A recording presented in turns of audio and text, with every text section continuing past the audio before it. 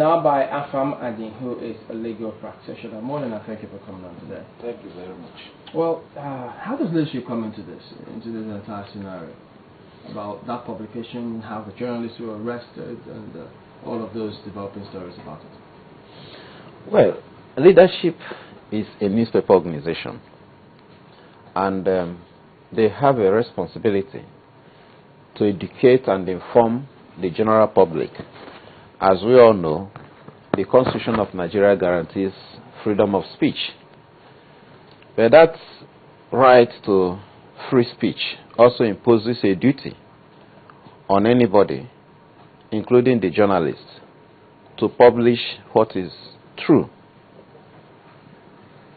So, as we were told, the newspaper published what the government supposedly thinks is a forged document, a document that does not exist.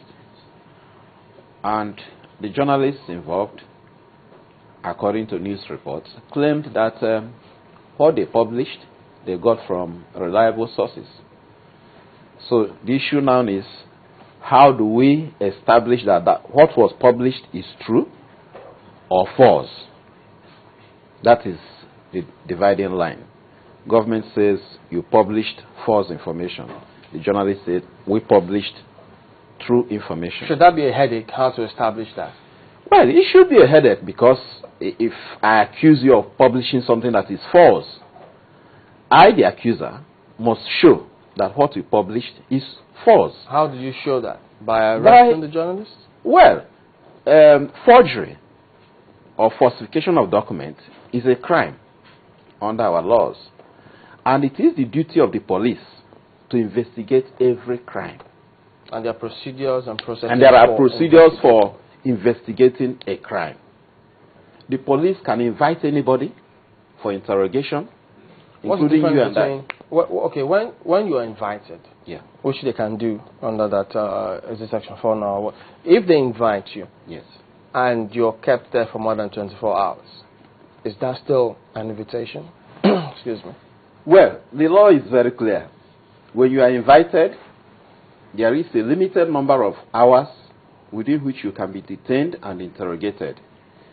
However, if the police exceeds that, and you have every cause to believe that your right has been infringed upon because you have been detained beyond the provisions of the law, then you can enforce your right. What's the limited number? Well, the law says within 24 hours you should be charged to court. But there are also provisos to that. Because if the police has not concluded their investigation, you can be released to go home and be reinvited. And if you are invited and there is no court within, I think there's a particular limit in terms of kilometer radius within which you can be taken to a nearby court and charged, then they may go beyond that number of hours. According to which but law? Far beyond that. Where does that? Which book or which law says that?